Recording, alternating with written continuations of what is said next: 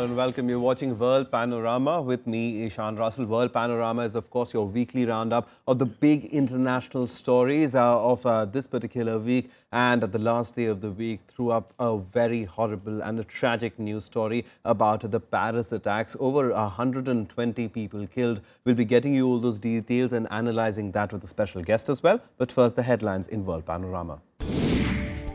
87 deadly terror attacks around Paris killed more than 140 people. France calls for a state of emergency. World leaders promise full support. Myanmar emerges out of military rule. Aung San Suu Kyi's National League for Democracy wins a historic majority in the parliament. All eyes now on the process of a transition of power. EU and African leaders meet in Malta on measures to tackle Europe's biggest migration crisis. EU to give $1.8 billion to Africa to tackle economic and security problems to tackle the migration crisis. And calls for Russia's athletics team to be being banned from the 2016 Olympics after the World Anti-Doping Agency panel cites deep-rooted corruption and state-sponsored drug culture in track and field events there.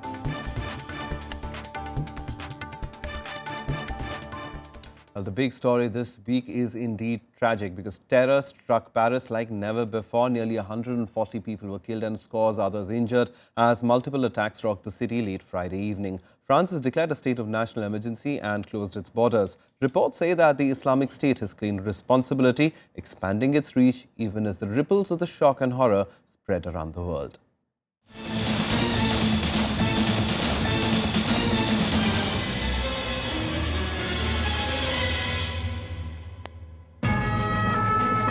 Terror jolts Paris again, yet at a scale never seen before.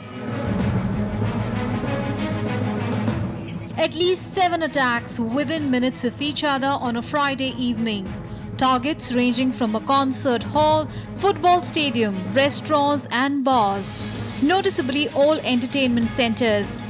The deadliest of them appears to have been one on the Bataclan concert hall. Gunmen took many hostages before the police forces stormed in.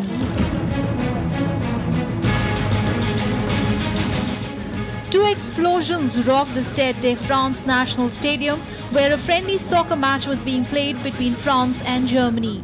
French President François Hollande was also present in the stadium. Des attaques terroristes d'une ampleur sans précédent. At this moment, while I speak, terrorist attacks of an unprecedented extent is taking place in wider Paris. There are dozens of dead, many injured. It's a horror. C'est une horreur. Explosions were also reported in neighboring Les Petites Cambodge and Les Carrion restaurants in the 10th district. There was confusion. We heard 2 explosions, but at the beginning I thought they were agricultural handmade bombs. And then there has been lots of rumors inside the stadium. The city was immediately locked down. 1,500 soldiers were mobilized to help bring the situation under control. Hollande declared a state of emergency, cancelling his participation in the G20 summit. By midnight, a heavy security cover was in place. Police swarmed the city. France's borders were sealed. Sur ma décision. We have taken the decision to mobilize all possible forces in order to neutralize the terrorists and to guarantee the security of all of the areas which would be concerned. I have also asked for the military to be present in wider Paris to make sure that no further attack can take place. En ce moment, Tremors were felt worldwide. New York and Washington sounded a high alert. Leaders from around the world expressed shock and condemnation. US President Barack Obama offered France all help to respond to the attacks. We've seen an outrageous attempt to terrorize innocent civilians. This is an attack not just on Paris, it's an attack not just on the people of France, but this is an attack on all of humanity and the universal values that we share. We stand prepared and ready to provide whatever assistance that the government and the people of France need to respond. The Islamic State claimed responsibility through social media. Unverified, but pointed out by terror experts as likely culprits spreading their fangs. France has been on high alert ever since Islamist gunmen attacked the satirical weekly Charlie Hebdo and a kosher supermarket in Paris in January, killing 18 people. This one expands the attack many-fold, calling for much firmer action. Bureau Report, Rajya Sabha TV. And in our studio, we have Ambassador Meera Shankar to help us understand, Ambassador Shankar, as far as this horrific, this tragic incident goes. I mean, the world stands united, but what have we come to? As far as France is concerned, how susceptible? Because this is the second such attack in France within this year. Why France? Why is France such a soft target? Well, I think France has been chosen amongst the priority targets of ISIS in the video that they have released. Now, I think France is a part of the coalition which is fighting ISIS in Syria and has undertaken airstrikes. It is also fighting Islamic radicalization in the Sahel in Africa and has troops in Mali. So, plus they have a rather somewhat alienated, frustrated Muslim population within France. High unemployment because of the economic situation. So all told, I think it provides what I would say, a reason for France being the target. All right, but that also makes it a very volatile situation in that country, isn't it? Because given the scale of this particular attack, I mean, we're reminded of the horror that we in India had to face in Mumbai in 2008. And such attacks would really divide society. And if you're saying that there is a section that is really unhappy with France living inside France, then this could lead to sectarian violence within also. I mean, it's a possibility, isn't it? Well, I think it's too early really to say that. And I think the president has said that this conspiracy was hatched outside and people came from outside. The fact is that there are a large number of French nationals who have gone to fight in Syria with ISIS, probably around 520 of them. And about 250 of those have returned. Okay. And you see that France has been subjected to terrorist attacks in the attack against Charlie Hebdo in January. Then there was a second terrorist attack. And they have been expecting that there could be more. But I think this scale, where you have 6 simultaneous attacks taking place, it really does smack of Mumbai in some sense. Because you saw the same thing in Mumbai. Multiple targets being attacked simultaneously by a handful of armed and trained men who really are using the element of surprise, and B, the fact that they are attacking civilian targets, not the state. They are not attacking the army, they are not attacking the police. But why civilian targets? I think if the effort is to spread fear and to spread hatred, then I think civilians present an easy target. And I think the effort really has to be to avoid playing into that. Okay. I think in India, we also face this, this sense of that perhaps these were also intended to spread hatred amongst communities in India. But I think the Indian people gave a fitting response to that. And I think that really is the way that these incidents have to be responded to. That you stand by your values, that you are not cowed, and that life will go on as usual. All right, life might go on, but the ramifications of this would be huge in the coming days. Now, Europe is facing sort of a migrant crisis. There are so many issues as far as European security itself is concerned. Given that there's a Schengen zone, France is also part of that. The movement of people is something that would be questioned. The migrant crisis is also there. How do you see this impacting all that? Well, we have to see how it's going to unfold. At present, France has closed its borders and declared a state of emergency.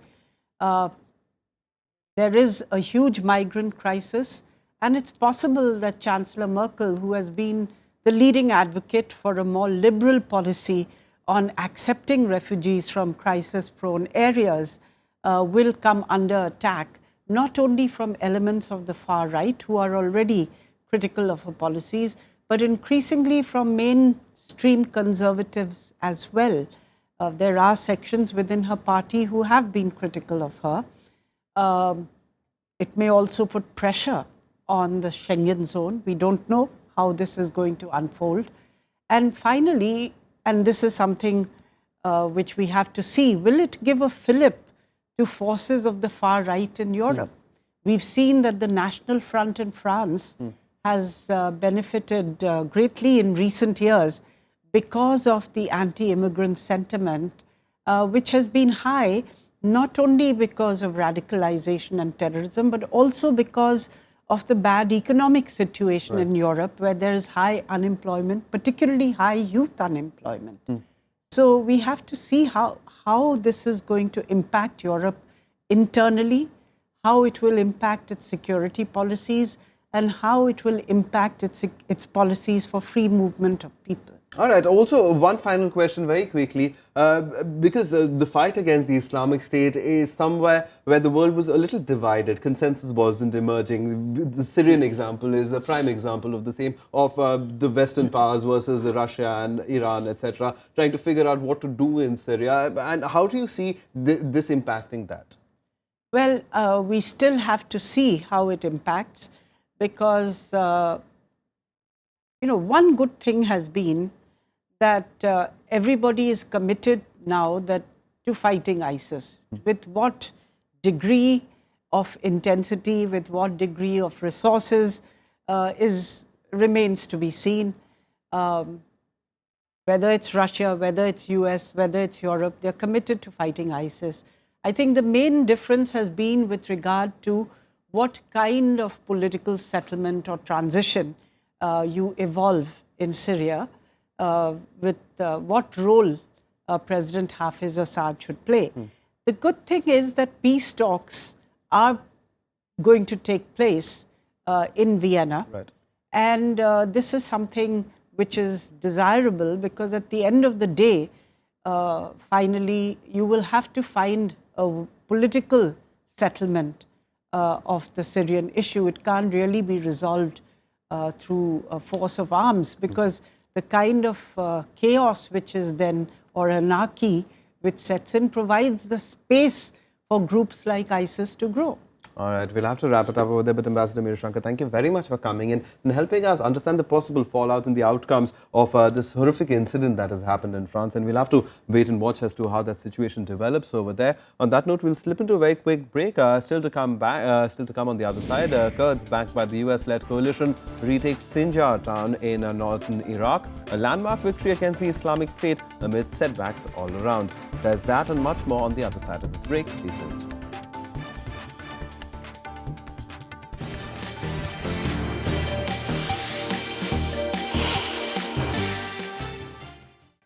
Welcome back. You're watching World Panorama. Now, Myanmar is on its way out of decades of military rule. Aung San Suu Kyi's National League for Democracy has won a historic majority in the nation's parliament. After the first free and fair election in the country in decades, focus is now on the transition of power to a democratic government, which the junta has promised will be smoother this time.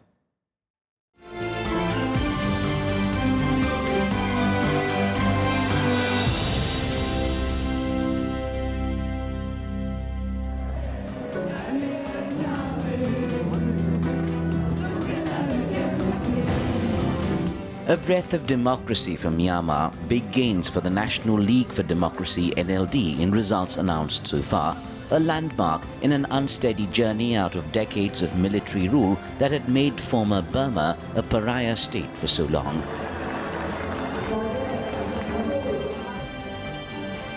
Results so far have shown Aung San Suu Kyi's party taking control of most regional assemblies, handing the democracy champions sweeping powers and reshaping the political landscape.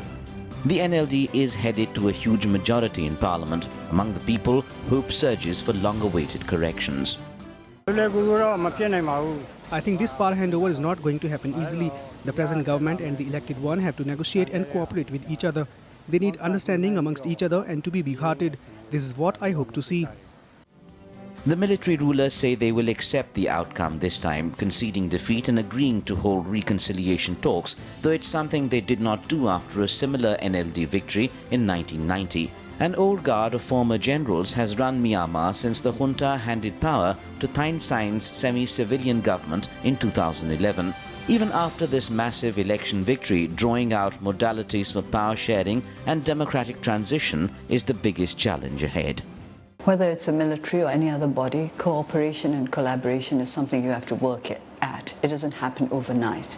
You have to learn to build it up by working. You just don't do it in a theoretical way. So how we deal with the situation depends on how the situation evolves. It's not something you can set hard and fast rules for. The military-drafted constitution says Suu Kyi cannot be president as her children are foreign nationals. Already she has clarified that she would be ruling through a proxy.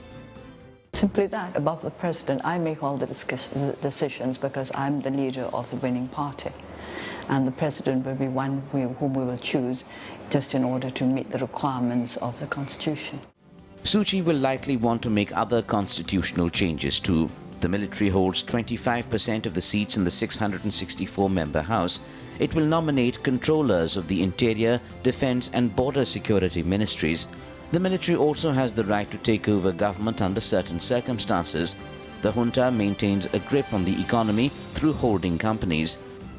Myanmar's first free elections in 25 years, held on November 8th, are however seen as a huge step forward towards pulling the country out of the morass. But observers stress much more is needed on transparency, minority rights and more. The Secretary-General, however, wishes to congratulate the people of Myanmar for their patience, dignity and enthusiasm as they participated in Sunday's historic polls. He commends the Union Election Commission as well as its various state, regional and local institutions for their important work. The process went better than many expected beforehand. It is also true, however, that more is needed, more reforms are needed to ensure that truly genuine elections can take place in the future. Newly elected members of parliament are to vote for a president in February, who is to take office by March. Even after a pro-democracy surge in these elections, Myanmar is far from out of the woods just yet. Deeply ingrained maladies have yet to be weeded out. Bureau Report, Rajya Sabha Television. Let's now take a look at some other news-making events that made headlines across the world this week in Globe Watch.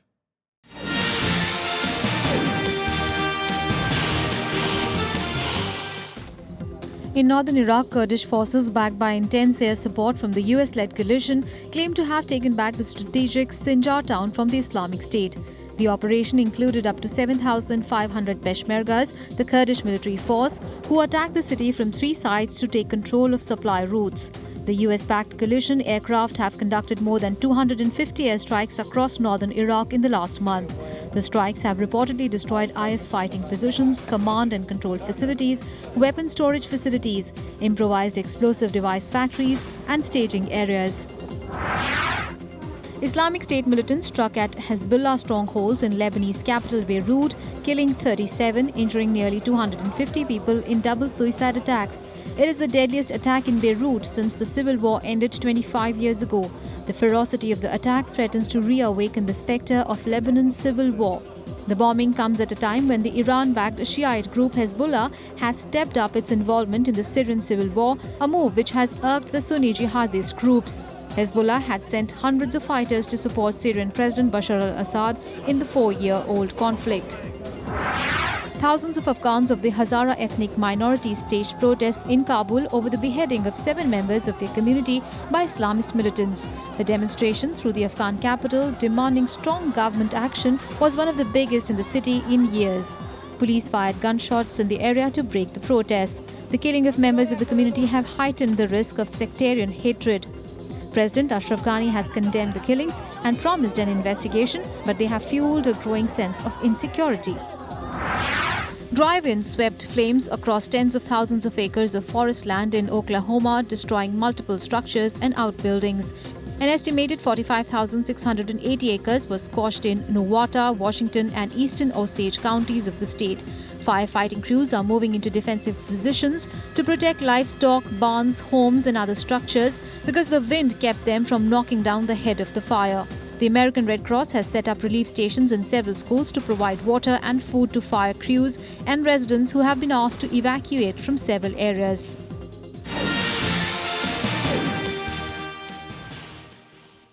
Now, more than 60 European and African leaders held a two-day summit in Malta this week, coming out with measures to tackle the biggest migration crisis the EU has ever seen. In a 17-page action plan detailing at least a dozen measures, European leaders have offered African countries 1.8 billion euros. That's nearly $2 billion for projects designed to address the root causes of the extraordinary migrant flows.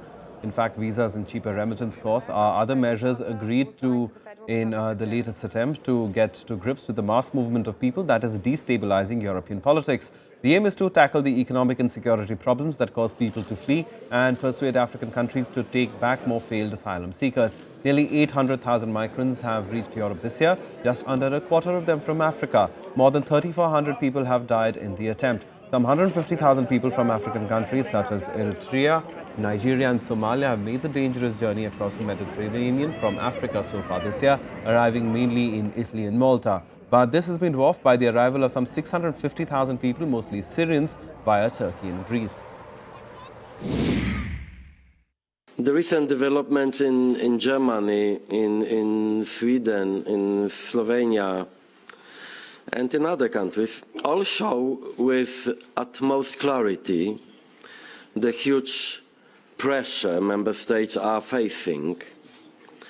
Saving Schengen is a race against time, and we are determined to win that race. The elements of the action plan are designed to, 1, address the root causes of migration, 2, enhance cooperation on legal migration and mobility, 3, reinforce protection of displaced persons, 4, prevent and fight against migrant smuggling and trafficking in human beings, and 5, advance on returning persons that are not entitled to stay in Europe. Now, the doping spectre rocks sport again. An anti-doping commission report released this week has alleged a deep-rooted corruption and collusion in Russian athletics, adding up to a state-sponsored drug culture. The findings could even result in Russia being banned from international athletics, including the 2016 Olympic Games. The top Russian leadership has been drawn into firefighting operations.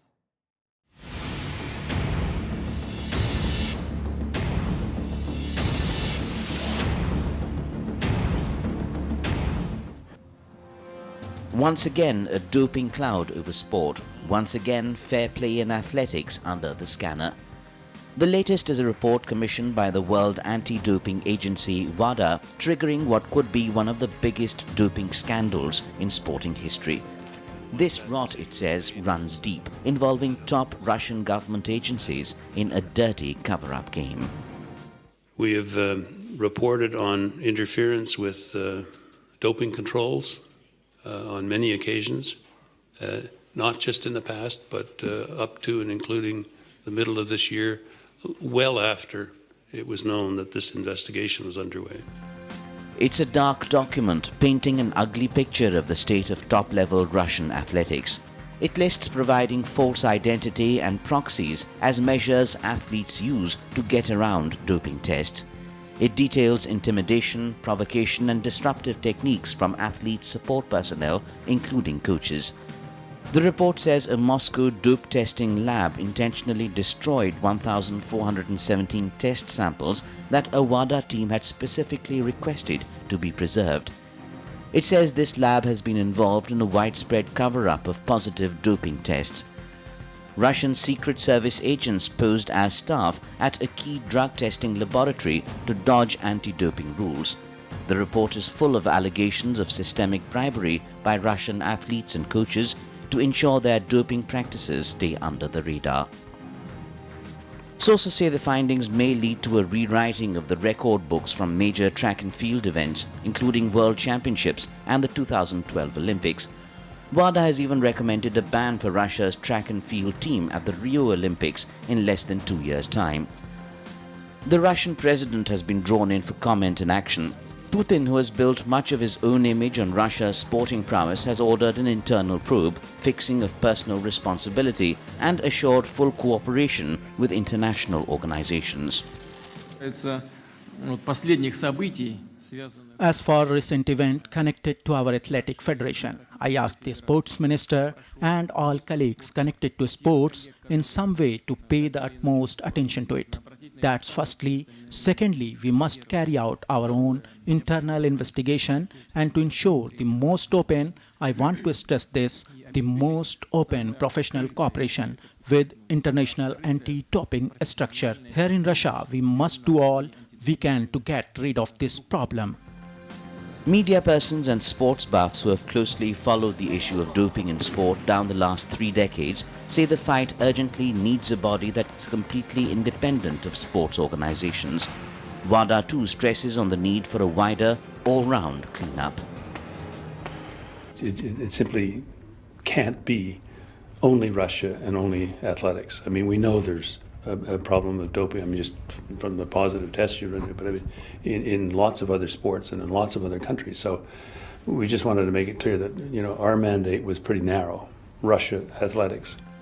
The biggest faces of doping in sport, the most recognized of the hundreds of desperate pushers who have shamed themselves, their nations, and the sport itself.